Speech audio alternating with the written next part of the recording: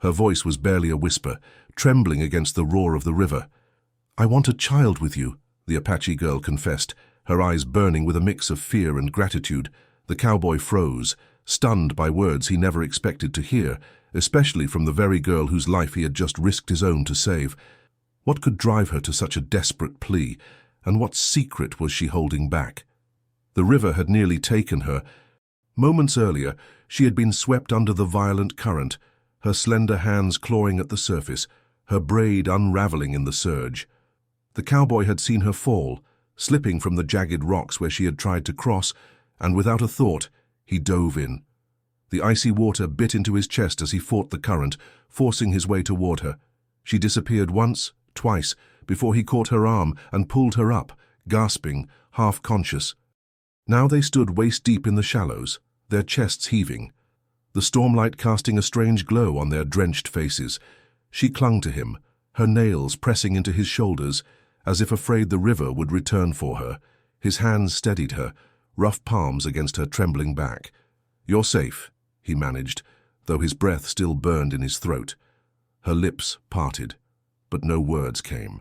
Instead, tears spilled silently down her cheeks, mixing with the river water. For a moment, he thought it was just fear leaving her body, the relief of surviving.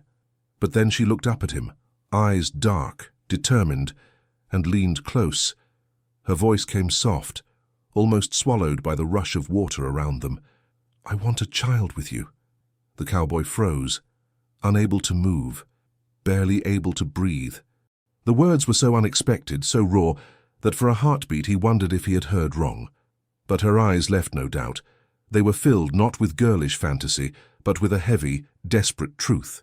He pulled her gently toward the bank, helping her collapse onto the wet sand. She was shivering, her dress clinging to her frame, her braid undone and tangled with weeds. He sat beside her, still dazed, searching her face for meaning. "Why would you say that?" he asked at last, his voice low, unsure if he even wanted the answer. Her gaze fell, her fingers tightening in the soaked fabric at her chest. "Because you saved me," she whispered, "and because now I have no choice."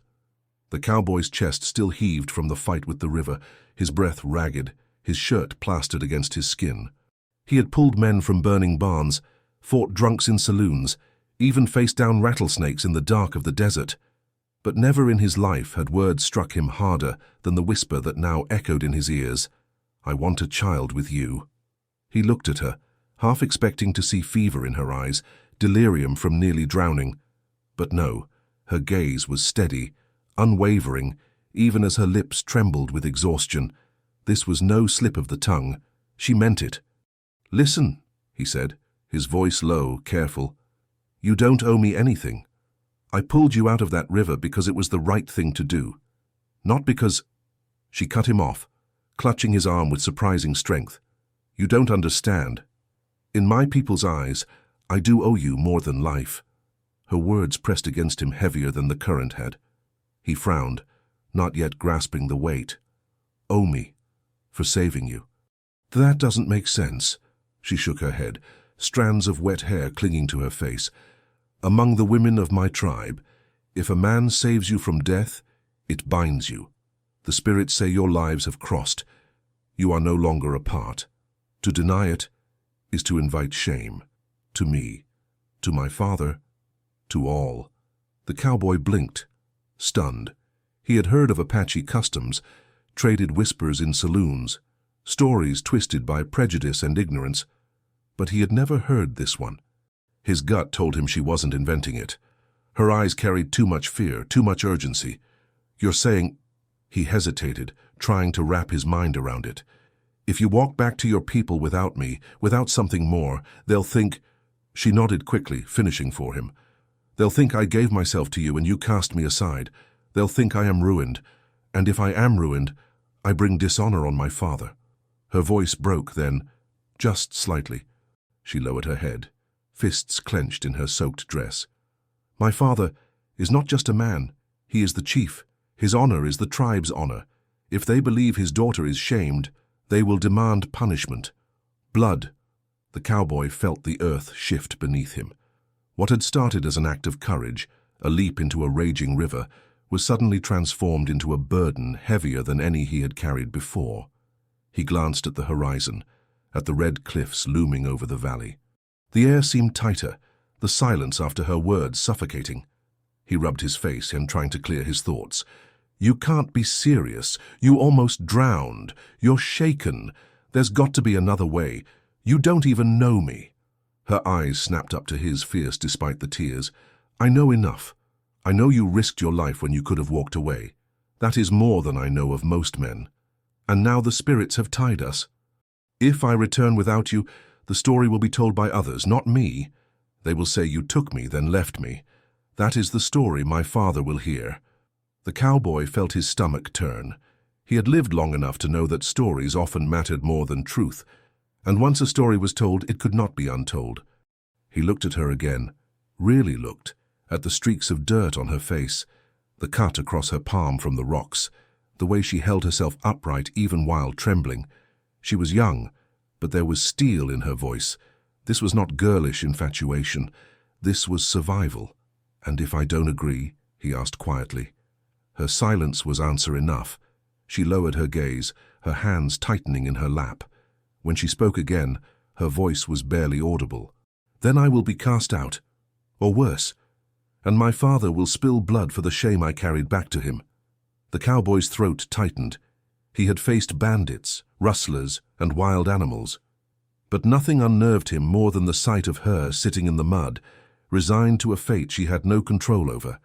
He wanted to tell her it was madness, that one whisper couldn't decide the course of two lives. But deep down, he knew she wasn't wrong. He had seen it before, reputation turning into chains, honor cutting deeper than any blade. The girl lifted her head again, her eyes glistening but steady. "That is why I said the words, because there is no path left for me, only for us." The cowboy swallowed hard, rain dripping from his chin. He didn't answer right away. The weight of her plea settled heavy on his chest, pressing him down like the river had. He looked at the cliffs, at the river still rushing behind them, and he realized that saving her from the water had been the easy part. What came next might drown them both. The river's roar faded behind them as they walked, the girl leading with quiet certainty, despite her soaked dress and tangled hair. The cowboy followed, each step heavier than the last. His boots squelched in the wet earth, his hat dripping. He'd faced ambushes and shootouts, but this felt different. He wasn't walking toward a fight, he was walking toward judgment. The girl glanced back once, her eyes sharp despite the fatigue. "Do not speak when we arrive," she said softly. "Let me speak. If you say the wrong word, even in kindness, it will be taken as insult." He nodded stiffly, his throat dry. "And if I say nothing?" Her gaze held his for a moment. "Then you may yet live." The path wound upward, into the red cliffs where the air grew still and the rocks seemed to watch with solemn faces. He'd heard stories of Apache country, of trespassers never seen again, of warriors who could vanish like smoke. Every step deeper made the stories feel less like campfire tales and more like warnings he should have heeded. At a ridge, she paused, her chest rising with quiet resolve. Below, a cluster of lodges stood against the valley floor, smoke rising from fires, horses tethered near the stream. Children ran between women grinding corn, their laughter faint against the canyon walls. Warriors lingered at the edges, boughs across their backs, rifles slung low. The cowboy's gut tightened. He wasn't just stepping into a village, he was stepping into the heart of a people who had every reason to hate men like him. As they descended, the first guard spotted them. A sharp whistle cut through the air, heads turned. The cowboy felt the weight of a dozen eyes, then 2 dozen. By the time they reached the valley floor, the entire village seemed to have gathered. The girl walked tall, her braid dripping, her expression unreadable. The cowboy kept his hands visible at his sides, resisting the urge to reach for the revolver at his hip. One wrong move, and this would end in blood. An older warrior approached, scarred, his hair streaked with gray. He spoke rapidly in Apache, his voice sharp. The girl answered in kind, her tone quick but steady. The cowboy couldn't follow the words, but he caught the glances, some shocked, some furious, directed squarely at him. The elder turned, barking an order. Two warriors stepped forward, stripping the cowboy of his revolver and rifle. He didn't resist. It wouldn't have mattered.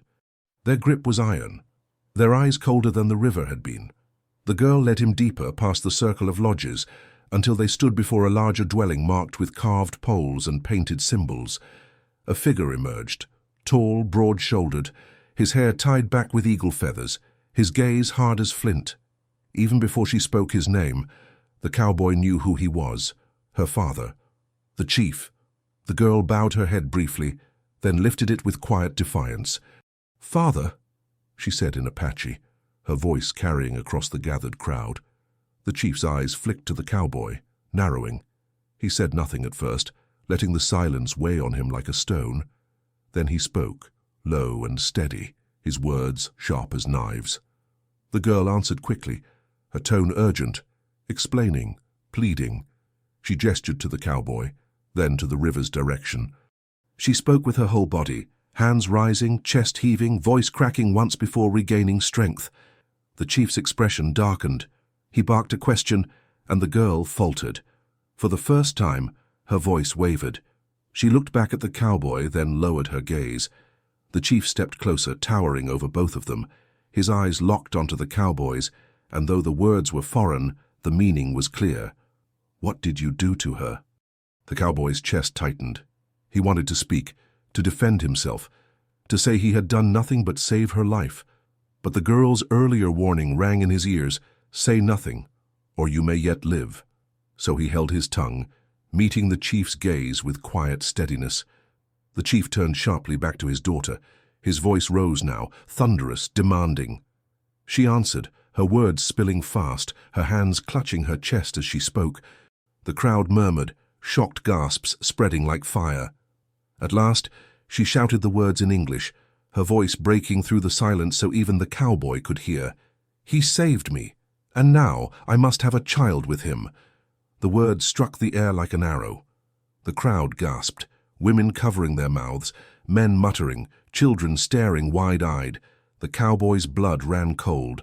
The truth was out, spoken not in whispers, but in a voice that could not be taken back. The chief's jaw clenched. His eyes, dark and unreadable, shifted back to the cowboy. Slowly, he raised his hand. Warriors stepped forward, spears and rifles poised, ready to act. The girl stepped in front of the cowboy, arms spread, her voice trembling but fierce. "If you harm him, you harm me, and if you shame me, you shame yourself." The standoff hung in the air, thunder without storm, a silence sharper than any blade. And the cowboy realized the river had only been the beginning. The air in the village square was taut, heavier than any rope. The girl's words still echoed across the canyon walls. "I must have a child with him." The crowd buzzed in disbelief, a mix of outrage and curiosity, whispers curling like smoke through the gathered faces. The chief raised his hand, and the murmurs died at once. His authority was not in volume, but in presence.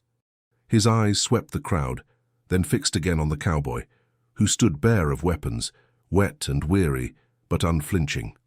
At last, the chief spoke in English, his voice deep, measured. "You saved my daughter from the river." The cowboy swallowed hard. "I did." The chief's gaze hardened. "And she says the spirits have bound you, that you must give her a child." His words carried no trace of jest, no indulgence. They were iron. The cowboy shifted uneasily but forced himself to stand straight. "I didn't ask for it. I never—" And the chief cut him off with a raised hand. "It does not matter what you asked. It matters what is seen. She came back with you. She spoke before the people. That cannot be undone." The girl's eyes shimmered, torn between hope and fear. She stood tall, but her hands trembled slightly at her sides.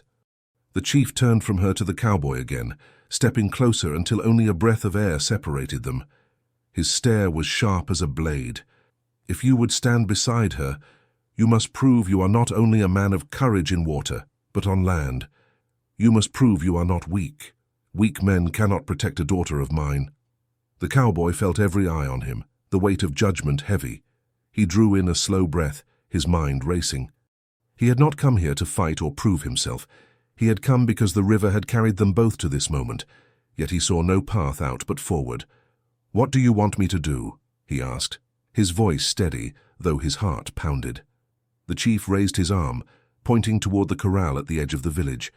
A great horse, black as night and wild-eyed, stamped and snorted inside the pen. Its nostrils flared, hooves pawing furiously at the earth. Warriors stood nearby, watching with smirks of anticipation. "This horse bows to no one," the chief said. "He has thrown every man who tried to tame him. If you can ride him, even a moment, the spirits may say you are strong enough. If you fall—" His eyes narrowed, unblinking. "Then the river should have taken you." A ripple of approval swept through the crowd. The challenge was clear. The cowboy's stomach clenched, but he forced a grin, hiding his dread. "I've ridden broncs before." The chief's voice cut sharp. "Not this one." The girl stepped forward quickly, her voice urgent. "Father, no, he just fought the river. He is weak now, tired. You test him unfairly." But the chief's eyes did not soften. "Life does not wait until men are ready. If he cannot face a horse, how will he face men who come with rifles and chains?" The cowboy met her gaze, seeing the fear there, and gave the faintest shake of his head. "It's all right," he murmured. "Better me than no chance at all." The warriors dragged open the corral gate. The horse reared, screaming into the dawn, hooves thrashing. The cowboy stripped off his soaked coat, tossing it aside, rolling his shoulders. Every part of him ached from the river, but he couldn't show it. He stepped into the corral, boots sinking in the mud.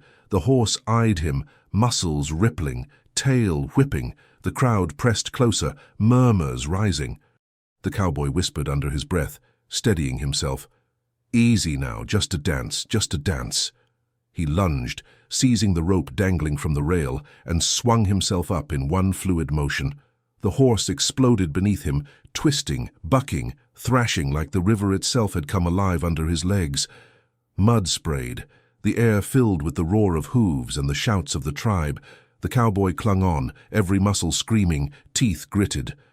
The world spun in violent jerks, up, down, sideways. His vision blurred, his body begged to let go, but he locked his arms tighter, heels digging, refusing to yield. For a moment, just a moment, the horse faltered. Its wild rage shifted into motion, a grudging acknowledgement of the weight on its back. The crowd gasped, some shouting in awe.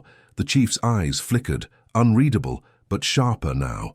Then, with one final violent buck, the horse threw him high. He crashed into the mud, chest slamming, air knocked from his lungs. Pain shot through him, but he forced himself to rise, mud streaking his face, chest heaving. He stood, bruised, battered, but standing. The horse snorted, circling, but it did not charge. Instead, it stilled, stamping once, then lowering its head slightly, as if recognizing something unspoken.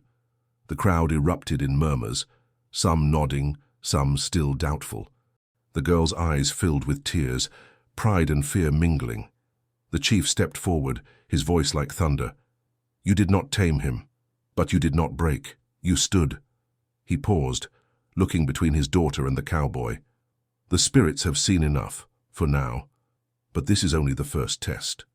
The murmurs of the crowd slowly faded as the black stallion returned to its corral, still restless, but no longer thrashing. The cowboy stood mud-soaked, his chest burning, his arms trembling from the struggle. He had lasted long enough to make them pause, long enough to prove he wasn't only talk, but the chief's eyes remained sharp, unsoftened. He stepped forward, the crowd parting for him as if the earth itself shifted under his boots. His gaze lingered on the cowboy for a long moment before turning to his daughter. "He stood," the chief said. "But a man is not measured only by strength. A brute can cling to a horse. What matters more is whether his spirit can hold." The girl's eyes flickered with hope, but she said nothing, waiting. The chief turned back to the cowboy. "You saved her once, but saving is not enough. To walk beside my daughter, you must trust her, and she must trust you." The cowboy's brow furrowed. "What are you asking?" The chief raised a hand, and two warriors brought forward a long strip of cloth, dark as midnight. They held it out between them, the meaning clear. "You will walk blind through the canyon," the chief said. "She will guide you. If she betrays you, you will die. If you doubt her, you will stumble. If you trust her, you may return." A hush swept the crowd. It wasn't just a test of courage, it was a test of faith, of surrender. For a cowboy who had spent his life relying only on himself, it was perhaps the hardest trial of all. The girl stepped forward, her braids swaying, her face pale but steady. She looked at him, her eyes shimmering with something more than fear, something close to pleading. "Let me lead you," she whispered. "Only then will they believe."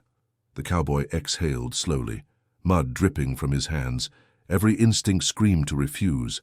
Blindness meant death. A misstep on the canyon's jagged paths could break a man's neck. But as he looked at her, saw the fire beneath her trembling, he knew there was no refusal that wouldn't also destroy her. "Do it," he said, his voice low. The warriors stepped forward, tying the cloth tight across his eyes. Darkness swallowed him instantly, pressing down like the river had. His ears sharpened, catching the whispers of the crowd, the pounding of his own heart. A hand touched his arm, small, steady, hers. "Step with me," she murmured. They began to walk. The ground beneath his boots shifted from mud to stone. Each step echoed differently, hollow against canyon rock. His body tensed with every sound, the screech of an eagle overhead, the rattle of loose pebbles sliding into the abyss. His hand twitched, reaching for a weapon he no longer had. "Trust me," she said, her voice soft, guiding. He let her lead. Her hand pressed gently against his arm, tugging left, steadying him right, slowing him when the path narrowed. He stumbled once, toes skidding on the edge of rock, the void yawning beneath. Panic clawed at his chest, but she pulled him back with surprising strength, whispering firmly, "I will not let you fall." Time stretched, every step a battle with doubt. He could not see her, could not read her eyes or her face. All he had was her voice, the warmth of her touch, and the choice to believe. They reached a ledge where the wind howled, lifting his hair, tugging at his shirt. He froze, the drop calling like a grave, but she squeezed his hand, grounding him. "One more step, trust me." He stepped, the ground leveled. They were safe. At last, after what felt like hours, she stopped. Her hands untied the cloth, light flooding back into his eyes. He blinked, gasping at the sight. They stood on a high ridge overlooking the valley. The village below was spread wide, the river glinting in the morning sun, the cliffs red and alive. The girl looked at him, her eyes shining with quiet triumph. "You followed me," she whispered. "And you lived." From the ridge, the chief and his warriors appeared. Having followed at a distance, they had seen every step, every stumble, every moment of surrender. The chief's face remained carved in stone, but his eyes lingered on the cowboy longer this time. "He gave you his sight," the chief said to his daughter, "and you returned it." The crowd below erupted in murmurs, some voices still doubtful, others nodding in respect. The cowboy stood tall, his chest heaving, his body aching but his spirit unbroken. He had not just survived, he had trusted. The chief's gaze shifted between them, heavy with meaning. "Strength and trust," Enlil said. "Two stones, but a wall is not yet built." The implication was clear. More trials awaited. By the time they descended from the ridge, the village had swelled with anticipation. Word of the trials had spread, and every man, woman, and child seemed gathered in the square. The cowboy felt their eyes on him, some cold with suspicion, others curious, a few filled with outright anger. Nahel, the chief, strode ahead with authority, his daughter close by, her hand still damp from guiding the cowboy through the canyon. When they reached the center, the chief raised his hand, and silence fell like a stone dropped into still water. "My daughter has spoken her will," Nahel declared. "This man has shown strength, he has shown trust. But strength and trust are nothing if the heart is false. Tonight, you will see his heart. You will judge whether it beats with honor, or whether it beats only for himself." The crowd stirred. Several elders stepped forward, forming a semicircle around the cowboy. One by one, their voices rose, sharp and unforgiving. The first, an older woman with weathered hands, spat into the dirt. "How many of our people have died to men who wear his boots? My brother never came back from the mines. White men took him. Do you think one act of pulling a girl from a river erases that?" The cowboy held her gaze, but his jaw tightened. He had no defense for crimes that were not his, yet which hung around his neck all the same. Another man stepped forward, scar slashed across his cheek. I saw soldiers burn our lodges when I was a boy, men who spoke his tongue. I smelled the smoke. I buried my mother in that ash, and now I'm told I must accept one of them as kin. Never. A murmur of agreement rose, anger sharpening the air. The cowboy felt it cut at him, each accusation another lash. He wanted to shout that he was no soldier, that he had no hand in their grief. But the girl's warning echoed in his head. Say the wrong word and you may not live. Nahel turned, his eyes hard. Speak. If you have a heart, show it now. Do not hide in silence. The cowboy drew a breath, heavy, and let it out slow. His voice came rough but steady. I won't stand here and tell you I understand your pain. I can't. What was done to you, to your families, it was wrong. Nothing I say erases it. The crowd stiffened, listening. He continued. I never wore a soldier's uniform. I never raised fire against your homes, but I know what it is to lose. I buried my brother when I was 12, after a raid. My father drank himself into the ground. My mother's grave is marked by nothing but stones, because there was no one left to carve her name. I've lived alone more years than I care to count. So if you think I don't know pain, you're wrong. His voice caught for a moment, but he steadied it, locking eyes with the scarred warrior.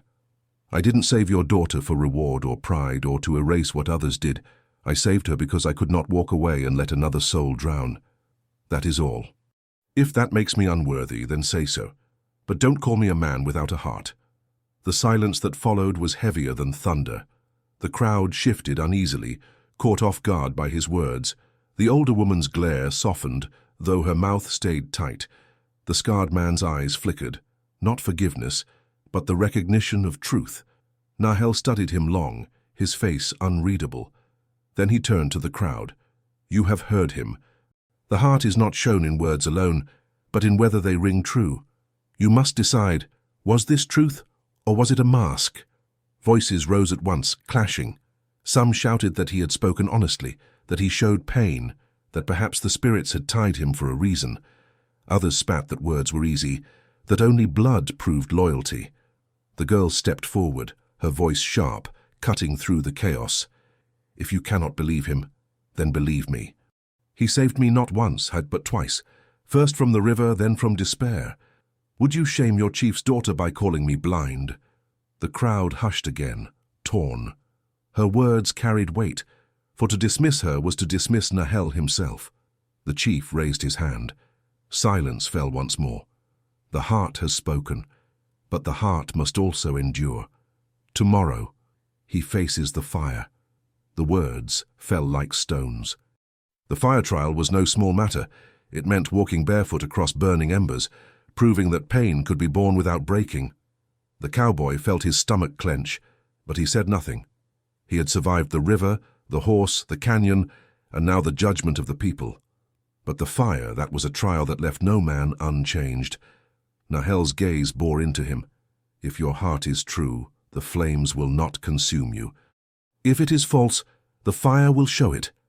The crowd erupted in anticipation, voices rising like sparks into the dark. The girl's hand found his arm, her grip tight, her eyes wide with fear. The cowboy looked at her, mud still drying on his face, exhaustion weighing on him, but resolve slowly hardening. Then let the fire come, he said quietly. Night fell heavy over the canyon, the sky thick with stars, the air sharp with the scent of sage and smoke. In the center of the village, the fire had been prepared. A long bed of glowing embers stretching several paces, red and alive, heat rising in waves that made the air shimmer. The entire tribe gathered, forming a ring around it. Drums beat slowly, their rhythm like a heartbeat echoing through the square. The people sang low, voices layered, ancient words carried on the wind. The cowboy stood stripped to his shirt, boots removed, bare feet pressed against the cold dirt. He could feel the fire's heat licking at his skin even from a distance. Nahel the chief stepped forward, his shadow long against the flames, his voice carried over the drums. The fire does not lie. It takes the weak. It spares the strong of spirit. Tonight this man walks not for himself alone, but for my daughter. for his word, for the spirits who watch. The crowd murmured in agreement. The girl stood near her father, her face pale, her hands clutching her braid. She did not look at the cowboy at first, but when she did, her eyes locked onto his, steady, yet pleading. The cowboy's chest rose and fell slowly. He'd faced death before, but fire was different. Fire didn't kill quick. Fire lingered, marked you, carved itself into your flesh. He clenched his fists, forcing his breath even. Two warriors stepped forward, spreading ash at the edges of the embers, creating a narrow path. The heat pulsed upward, almost unbearable already. Nahel raised his hand. Step now. The spirits wait. The cowboy swallowed hard, then nodded once. He stepped forward, bare feet inches from the glowing coals. The heat was blinding, his skin already burning with anticipation. He took the first step. Pain shot through him, a scream rising in his chest, but he bit it down, jaw clenched. The embers hissed under his weight, searing his soles, smoke rising around his ankles. The crowd gasped, some whispering prayers, others watching with cold eyes. He took another step, and another. Each one was a war. Every nerve in his body begged him to leap off, to run, to escape. But he forced himself forward, muscles rigid, eyes locked not on the fire, but on the girl watching him. Halfway through, his knees buckled. He nearly fell, the fire roaring higher as if to claim him. A murmur rippled through the crowd, some urging him on, others muttering that the spirits had judged. Then he heard her voice, soft but piercing through the drums. Do not fall, they wait for you. He gritted his teeth, drew breath through the pain, and pushed onward. His vision blurred, heat overwhelming, but he kept moving, step after step, each one slower but sure. At last, he stumbled off the far edge, collapsing onto the cool dirt. His body trembled, breath ragged, the smell of charred flesh rising from his feet. But he was across. He had walked the fire. The crowd erupted, some in awe, some in disbelief. Warriors nodded to one another, elders whispered, children stared wide-eyed. Nahel approached, standing over him. For a long moment, the chief said nothing, letting the silence weigh heavy. Then he spoke. The fire took his flesh, but not his will. The spirits have seen. The people murmured in agreement. Even the doubters lowered their eyes. The girl rushed to his side, kneeling, her hands trembling as she reached for his burned feet. He caught her wrist gently, shaking his head. "Don't!" he rasped. "I'm still standing, that's enough." Her eyes filled, but she nodded, her lips pressed tight. Nahel extended his hand. The cowboy hesitated, then took it, letting the chief pull him upright. Their eyes locked, one man weathered by time and war, the other scarred but unbroken. "You did not fall," Nahel said, "but this was not the last fire you will face." The cowboy nodded weakly, still swaying but defiance in his eyes, then let it come. The drums faded into silence. The fire crackled low, embers dimming, but its mark remained etched on his body. The crowd slowly dispersed, their voices buzzing with new respect, but not all were convinced. In the shadows at the edge of the camp, a group of young warriors whispered among themselves, their faces hard. One spat into the dirt. "The fire proves nothing. He is still an outsider. Tomorrow we make him bleed." The trial was over, but the danger had only deepened. The night was thick with silence after the fire trial. Smoke still drifted from the embers, and the drums had long gone quiet. The tribe retreated to their lodges, whispers echoing about the stranger who had walked barefoot across the flames and lived. Some voices carried respect, others resentment. The cowboy lay on a bed of hides inside a small shelter given to him, his feet bandaged with herbs by the girl herself.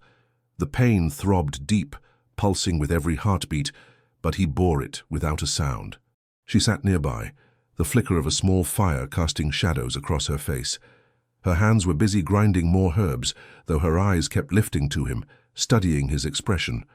"You should rest," she whispered. He forced a faint smile.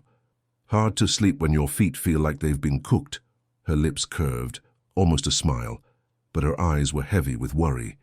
"Tomorrow, Father will decide if the trials are enough, but not all will accept it. Some will try to make their own judgment. He shifted on the furs, propping himself up on his elbows. "You mean they'll come for me?" She didn't answer, but her silence was enough. Later, when the camp was still, he closed his eyes, exhaustion pulling him down.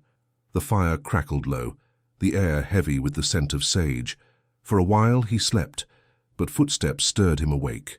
Soft, deliberate, circling the lodge.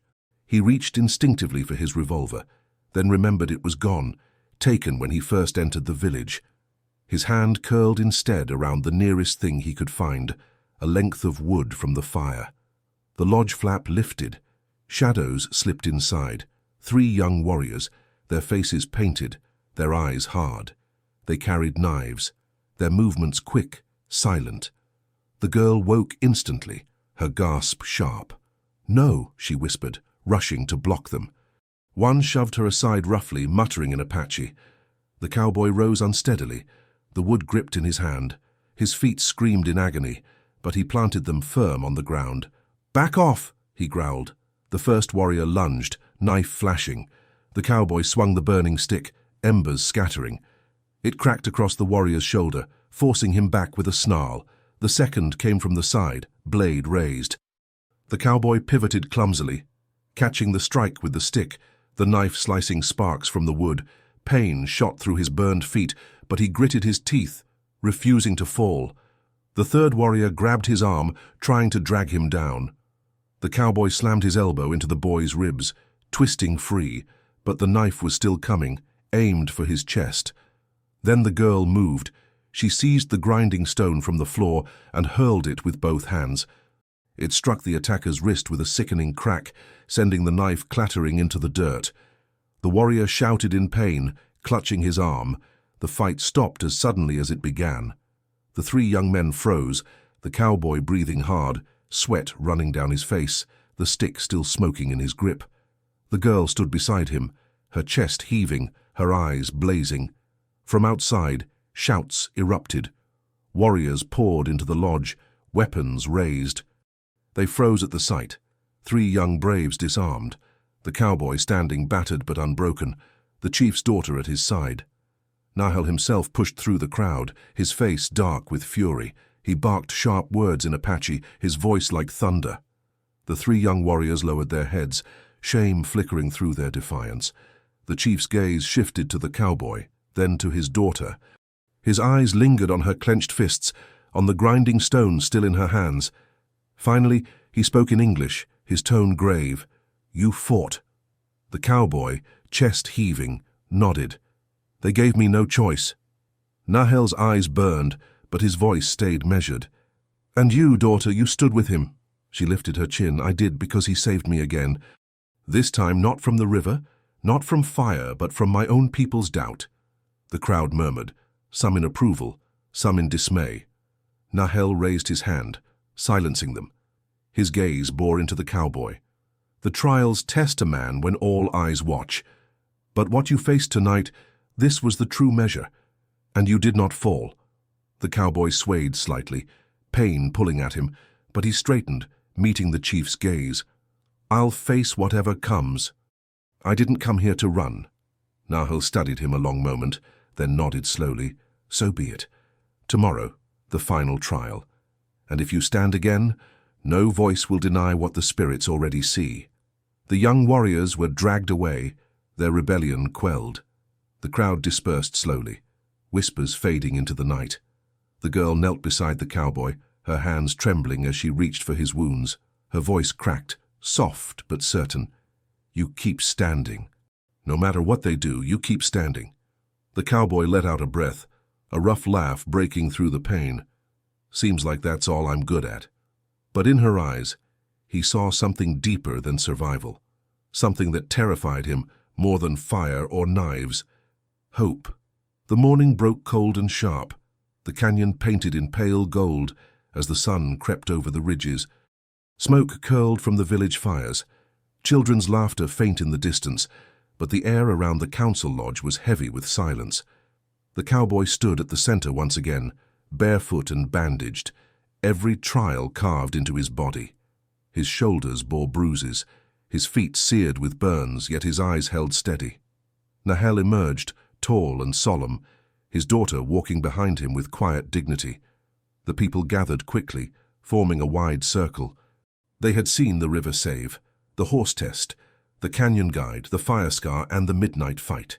Some murmured that no more was needed, others insisted the spirits demanded a final truth. The chief raised his hand, silencing all. His voice rang deep, echoing against the cliffs. Strength has been shown, trust has been shown, heart has been shown, but one thing remains untested, the will of sacrifice. No man may stand beside my daughter unless he proves not only that he can endure, but that he can choose another's life above his own. The cowboy's jaw tightened.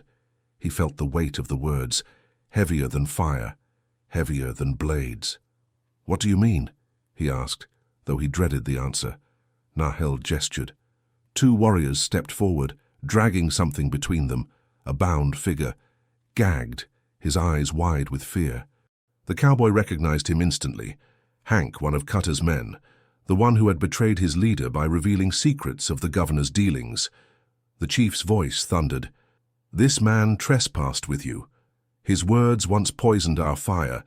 His blood calls for judgment, but today his life is yours to decide. If you take it, the spirits will know you are willing to spill blood for my daughter. If you spare it, the people may call you weak, a man unwilling to defend what is his. Choose." The crowd erupted in murmurs, some urging for death, others waiting. The girl's eyes widened, her breath catching. She looked at the cowboy, her gaze torn between fear and hope. The cowboy's stomach knotted. He stared at Hank, the man who had followed Cutter blindly, who had tried to flee when things turned against him, who had sold out his own leader to save his skin. Hank's muffled cries were pitiful, his eyes begging through the gag. The cowboy remembered the river, the horse, the fire, the knives. All of it had been about surviving. But this was about choosing. Nahel's eyes burned into him.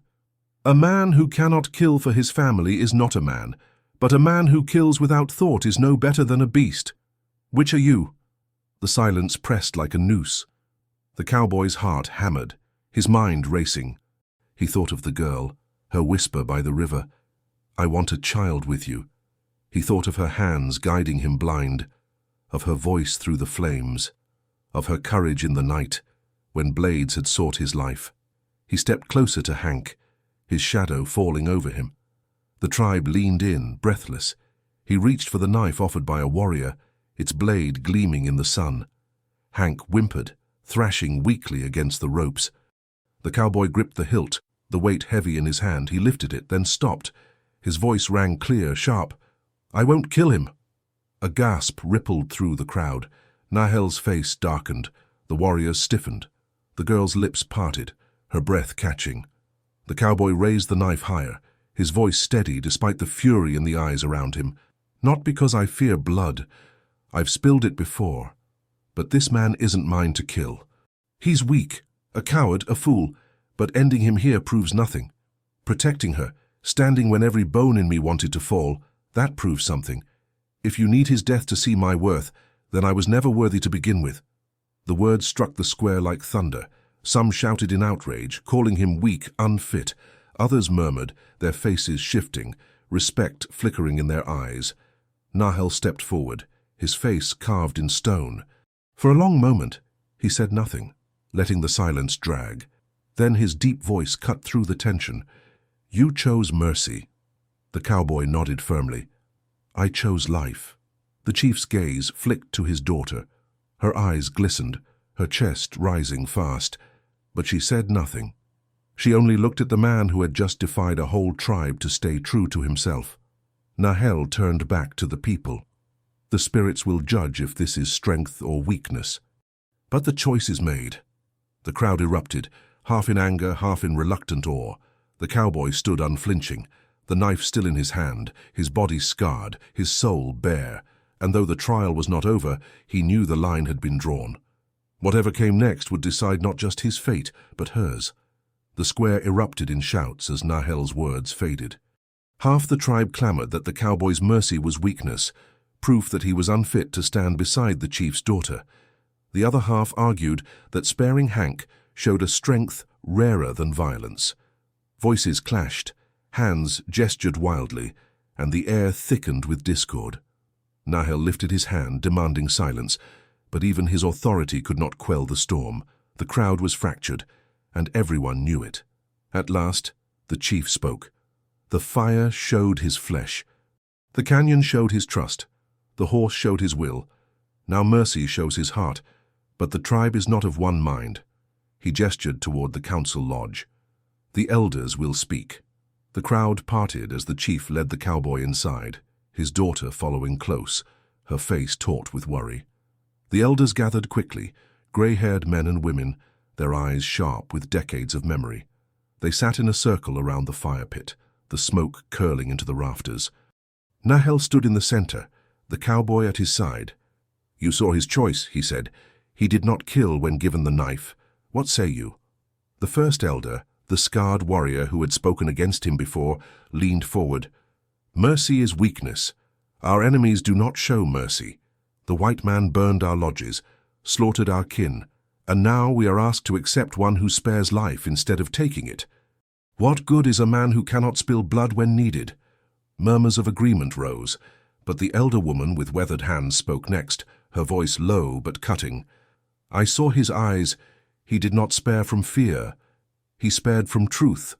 A man who kills for show is no man at all. Too many have already proven themselves with blood. What we need is one who proves himself with restraint." The circle buzzed, divided. Some nodded, others spat into the dirt. Nahel's daughter stepped forward suddenly, her voice trembling but strong. "He saved me 3 times.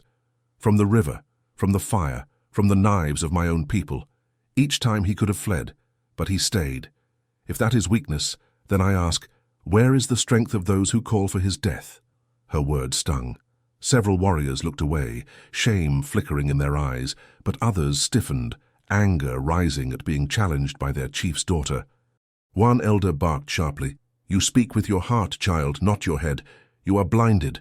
The tribe cannot be ruled by your feelings." Nahel raised his hand, silencing the argument. His gaze swept the circle, weighing every voice, every face. Finally, he turned to the cowboy. "You heard them. Some call you weak, some call you strong. What do you call yourself?" The cowboy straightened, his voice low but steady. "I don't call myself anything. I didn't come here to prove I'm better than your men. I came here because your daughter's life was worth saving, and because I won't walk away from her now. You want me to be a killer? I can be. You want me to be a man of mercy? I can be that too. But what I won't be is a liar. I won't spill blood just to make people clap." The lodge went quiet. Even the fire seemed to hush, the crackle of wood faint against the weight of his words.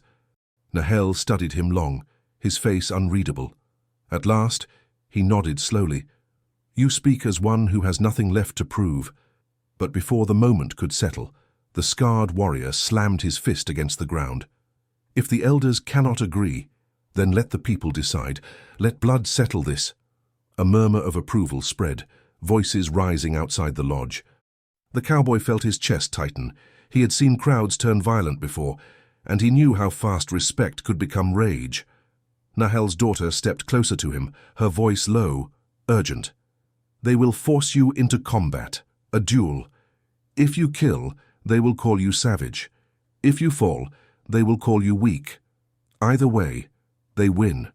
Her words sank like stones in his gut. The chief's voice rose again, cutting through. "Enough. The spirits demand unity. If the people cannot agree, then the people will see with their own eyes. Tomorrow, he will face the warrior chosen by the tribe. One fight, one truth." Gasps rippled through the lodge. A duel, no ritual, no ceremony. Blood would fall, and no one could predict whose... Nahel looked at the cowboy, his eyes heavy with meaning. "You spared once. Tomorrow, you may not have the choice." The cowboy clenched his jaw, his fists tight. He had survived the river, the horse, the canyon, the fire, even an ambush in the night. But this was different. This was no test of endurance. It was a test of survival, in the rawest sense. As they left the lodge, the crowd outside erupted in shouts. some calling for his death, others chanting his name with grudging respect. The girl stayed close to him, her hand brushing his arm, her whisper fierce. "No matter what happens tomorrow, do not let them take your soul. Win or lose, stand as you are." The cowboy nodded, though his heart pounded. For tomorrow, the trials would end not in fire or whispers, but in blood. The dawn broke sharp and merciless, its first light spilling across the canyon walls like molten gold. The village was already awake. Men, women, and children crowded into the square, their voices hushed with anticipation. This was no ritual now, no test arranged by elders. It was blood law, a duel to decide truth. The cowboy stood barefoot on the hard earth, his body wrapped in bandages, his muscles aching from every trial. His revolver was nowhere near him. He was armed only with a wooden spear, freshly cut, its point hardened by fire. Across the circle stood his opponent, a warrior chosen by the tribe, tall and broad, his chest painted with white streaks, his braids heavy with bone beads. His weapon was the same, a spear, but in his hands it looked like part of him, natural and lethal.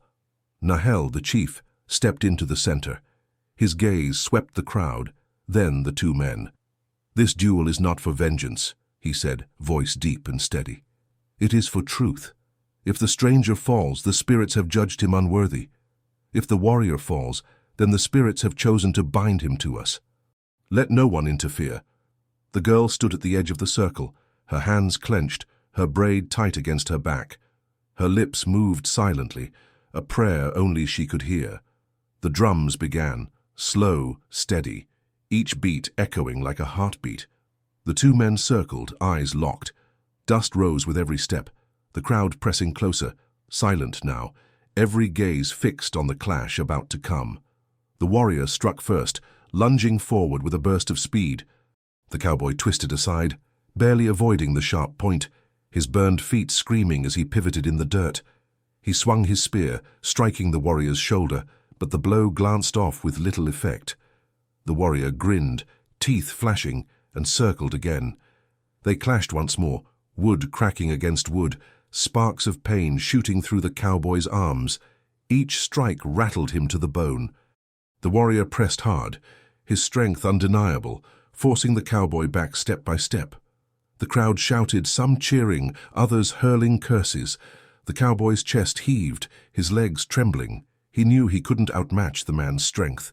He had to endure, to find an opening. He remembered the river, the horse, the fire. Every trial had taught him not to fight against the storm, but to survive within it. The warrior lunged again, driving the spear toward his chest. This time the cowboy dropped low, rolling in the dirt. The crowd gasped. He came up behind, slamming his spear across the warrior's back. The man stumbled but did not fall. Instead, he spun, rage flashing in his eyes, and swung wide. The blow caught the cowboy across the ribs, sending him sprawling into the dust. Pain ripped through him. He coughed, spitting blood, his vision spinning. The warrior advanced, spear raised high for the killing thrust. The crowd leaned forward, breathless. Then the cowboy heard her voice, soft, urgent, but carrying through the silence. "Stand. You've stood through everything. Stand again." The words pierced him deeper than any blade. He dragged himself up, blood streaking his chin, and planted his feet firmly in the dirt. His body screamed, but he lifted the spear once more. The warrior charged. The cowboy didn't back away this time. He stepped in, closer than the point could strike, and drove his shoulder into the man's chest. Both spears clattered to the ground. They grappled hand to hand, fists and elbows crashing, dirt flying. The warrior slammed him down, fists pounding, but the cowboy twisted, rolling them both, clawing for leverage. The fight became primal, raw. No more skill, only will. The cowboy's vision blurred, his body failing, but he locked onto one thought: don't fall. Don't ever fall. At last, in a desperate surge, he seized a jagged rock from the ground and pressed it to the warrior's throat. The man froze, chest heaving, his eyes blazing with fury and reluctant respect. The crowd erupted, some gasping, some cheering. Nahel stepped forward quickly, raising his hand. "Enough!" The cowboy froze, the rock still poised. His breath came ragged, his hands trembling. Slowly, he let it drop, pushing himself back. The warrior sat up, wiping blood from his mouth, his eyes never leaving the cowboys. The chief's voice rang out. The duel is done. He did not yield. He did not flee. He stands. The crowd roared, some in approval, some in protest. But no one could deny the truth. The stranger had survived every trial, even the fight against one of their own. The girl rushed forward, kneeling at his side, her hands on his shoulders. Her eyes shone, relief flooding her face. He managed a faint smile through the blood. "Still standing," he rasped. Nahel looked between his daughter and the cowboy, his face carved in stone. "The spirits have spoken through fire, through blood, through the will of men. Tomorrow, we will decide if their voices bind you forever to us or cast you away." The drums stopped. The circle broke slowly, the people dispersing into murmurs and shouts.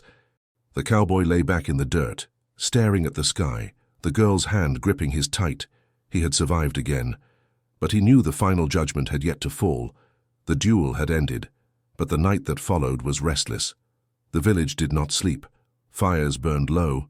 Circles of people whispered in heated voices, and the echoes of the day's violence clung to the air like smoke. The cowboy rested on hides in the chief's lodge, his body battered, his ribs aching, his palms torn raw. Every breath reminded him how close the blade had come. The girl sat beside him, grinding herbs into a paste. She touched his wounds gently, her fingers steady despite the tremble in her eyes. "Tomorrow decides everything," she whispered. "Father has delayed too long. The people demand an answer." He managed a dry laugh, wincing at the pain it stirred. "Seems like all I've been doing is proving myself. River, horse, fire, knives, duel, and now I need one more." She met his gaze sharply. "Not one more. The last, and this one is not yours to fight. It is theirs. The council will speak, the tribe will choose. You will only listen." That thought chilled him more than fire or steel. Every trial until now had been something he could face with grit and stubbornness. But sitting still while others decided his worth, that was harder. He had lived his whole life answering only to himself. Now his fate was in the hands of strangers. At dawn, the drums began again, slow, steady, calling the people to gather. Smoke curled above the council lodge as the elders took their places. Nahel at the center, his daughter standing tall beside him. The cowboy was led into the square, the crowd pressing close, their faces unreadable. Nahel raised his hand, and silence spread like a wave. His voice carried with the weight of years. "This man has walked every trial the spirits demanded. He saved my daughter from the river. He stood against the horse, against the canyon blind, against fire, against blades in the night, and against one of our own in the duel. He has shown strength, trust, heart, and will. But the tribe is not one mind. Some call him worthy, others call him danger. Today the council will decide." The first elder, scarred and bitter, spoke with venom. "He is no kin of ours. Every step he took here was as an intruder. He spared an enemy when he should have struck. If we let him stay, his weakness will invite more shame, more ruin. Cast him out." Murmurs of agreement rippled through part of the crowd. Then the elder woman, weathered and wise, rose slowly. Her voice was soft but cut through the murmurs like a blade. "I saw him walk through fire. I saw him bleed but not fall. Mercy is not weakness, it is strength rarer than rage. Many of our own men would have killed to prove themselves. He did not need to. He is stronger than they know." The crowd shifted, divided, pulled between voices. Another elder rose, his face unreadable. "He is not one of us. Yet the spirits brought him. He stands because he would not break." Perhaps that is the lesson, that blood and bone are not the only bond. Nahel listened, his face carved in stone. Finally, he turned to the people. "The council is split. The choice is yours. Speak." The square erupted. Some shouted that the cowboy was brave, that he had earned his place. Others spat that no outsider could ever be trusted, that mercy was a mask for weakness. The voices grew louder, colliding like storms, until it seemed the village itself would break apart. The girl stepped forward suddenly, her voice sharp and trembling. "If you cast him out, you cast me too." The crowd gasped, stunned into silence. She stood tall, her braid tight, her hands clenched at her sides. "I spoke before all of you. I said the spirits bound us. You laughed, you doubted, you tested him until he bled, and still he stands. If you say he is not worthy, then you say I am not worthy either. And if I am not worthy, then my Father is not worthy to lead you." A shocked murmur tore through the square. To challenge the tribe was one thing. To challenge the chief was another. But to challenge both in the same breath, it shook them. Nahel's eyes darkened, his face unreadable. He looked at his daughter long, his gaze heavy, then turned slowly back to the people. "The spirits demand truth," he said. "Tomorrow at sunrise, we will give it, not in whispers, not in halves. The tribe will speak as one." The crowd dispersed slowly, voices buzzing, the tension unbroken. Some glared at the cowboy with hatred, others looked at him with a new respect. The girl stayed close, her jaw tight, her eyes blazing. That night, the cowboy sat awake under the stars, his body aching but his mind restless. Tomorrow the final judgment would fall, not from trial, not from duel, but from the voices of a people who could either bind him to them forever or cast him out to die alone. The canyon was hushed at dawn, the air sharp and brittle, as if even the wind held its breath. The tribe gathered once more in the great square, their faces drawn tight with anticipation. Smoke curled from dying embers, and the drums began a slow, steady beat, the call to judgment. The cowboy stood at the center, barefoot in the dirt, his body scarred from trial after trial. The girl stood beside him, her head high, her braid trailing like a banner.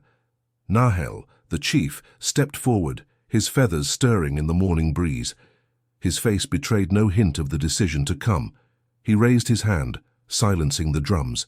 His deep voice carried to every ear. "We have tested him with river, with horse, with fire, with blade. We have seen him stand in the canyon blind, and we have seen him bleed in the duel. Some call him worthy, others call him danger. The time for division ends today. The tribe will speak as one." The people shifted, tense and restless. The scarred elder stepped forward first, his voice like flint. "This man is not of us. His blood is foreign. His mercy will weaken us. If we let him stay, we invite shame and ruin. Cast him out." Murmurs of agreement rippled through the crowd. Then the weathered woman rose, her back bent but her voice strong. "I saw him walk through fire. I saw him rise when he was struck down. I saw him bleed but not surrender. If he is weakness, then may we all be weak. He has earned his place." The murmurs swelled again, half for, half against. The tribe was a storm of voices. Nahel's gaze swept them, then fell on his daughter. "You have spoken once before all. Will you speak again?" She stepped into the circle, her voice trembling at first, then ringing clear. "You call him foreign. But what is a man if not what he does? He saved me when no one else was there. He stood when no one thought he could. You saw him again and again refuse to fall. If you deny him, you deny me. And if you deny me, you deny the chief himself." The crowd gasped, voices rising in shock. To tie her fate to his so boldly was to gamble everything. Her honor, her father's authority, the tribe's unity. The cowboy swallowed hard, his heart pounding. He wanted to speak, but he knew his words could undo hers. So he stood silent, letting her voice carry. Nahel's face was unreadable, but his eyes flickered with something, pride, or pain, or both. He lifted his hand, and the square fell silent once more. He turned slowly, addressing his people. "I have led you through wars, through hunger, through winters when the snow buried us to our knees. I have buried sons and brothers. I have seen strength, and I have seen weakness. And today, I tell you this: strength is not in the hand that kills. It is in the man who stands when the world demands he fall." The murmurs rippled, confusion stirring. Nahel's voice grew louder. "This man is not Apache by blood, but the spirits have bound him by fire, by pain, by trial. My daughter stands with him, and I, your chief, stand with her." The square erupted. Some cried out in approval, others in outrage, but no one could ignore the weight of his words. To defy him now would mean open revolt. The scarred elder shouted, his face red with fury. "Then you betray us, you shame your people for an outsider." Nahel's gaze snapped to him, sharp as a blade. "No, I save us from shame. Would you have the world see us as killers of a man who only sought to protect? Would you have our children inherit a story of cruelty instead of honor?" The elder faltered, his voice choking on rage. The crowd's shouting dimmed, some nodding, others uncertain. Nahel raised his spear high. "The spirits have spoken through trial, through flame, through blood. This man has endured what few could. He is bound to my daughter, and through her, bound to us. From this day he is no longer stranger, he is kin." The drums thundered, echoing like the heart of the canyon itself. Half the crowd roared in approval, others turned away in bitterness, but the decision was sealed. The chief had spoken, and his word was law. The girl rushed to the cowboy's side, her hand slipping into his. For the first time, her eyes filled not with fear, but with relief. He met her gaze, the weight of everything settling on him, pain, scars, judgment, but also something else. Belonging. Nahel lowered his spear, his voice quieter now, meant for both of them. "You have stood. You will stand again. That is all I ask." The cowboy nodded, his throat too tight for words. The tribe was divided, but the choice was made. The spirits had judged. And as the sun rose higher, the cowboy realized that the river had carried him not only to survival, but to a place he never expected. He was no longer just a stranger.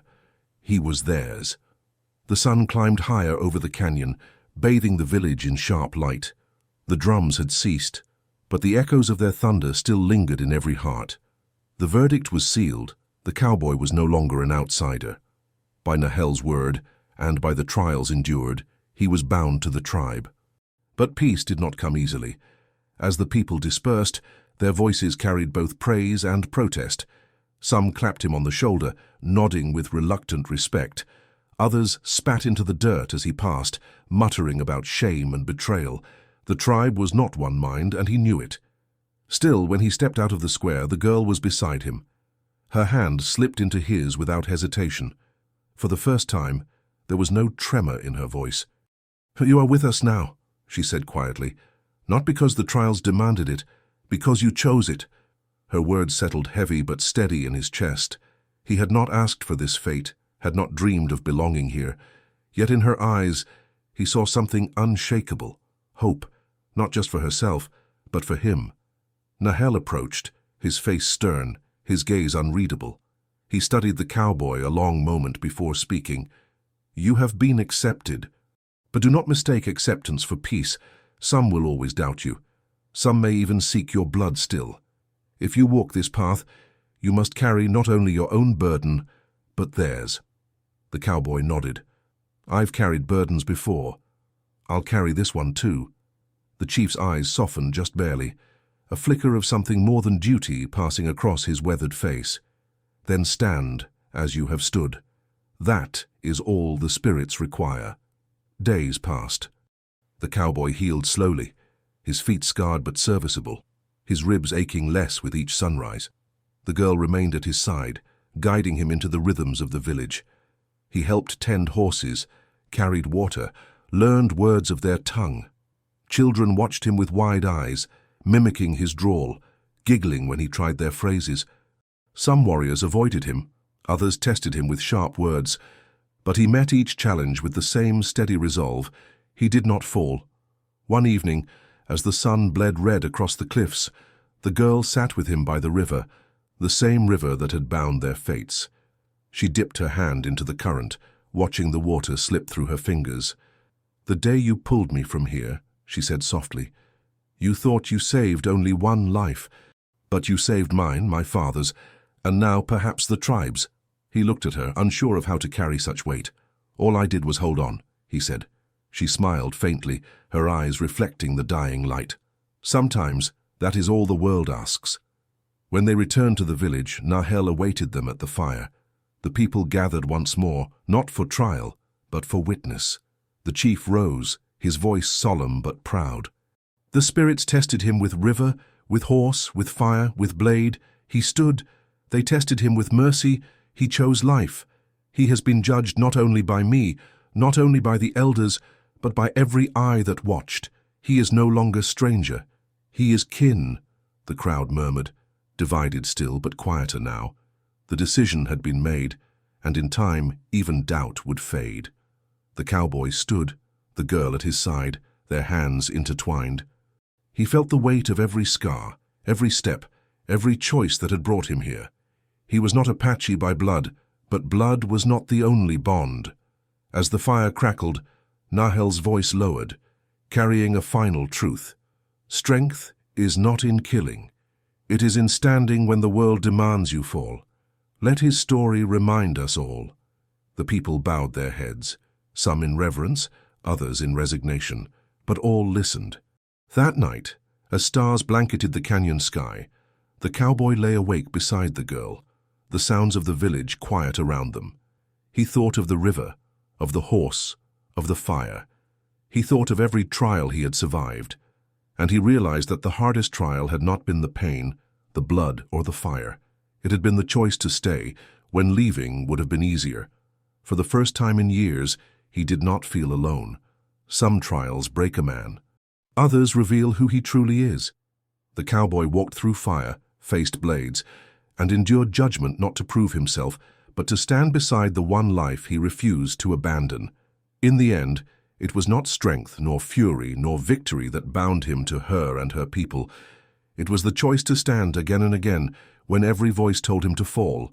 If this story moved you, remember, sometimes the greatest courage is simply holding on. Subscribe to our channel for more powerful stories like this one, and let this tale remind you, true strength is not in the blood you spill, but in the love you refuse to let go.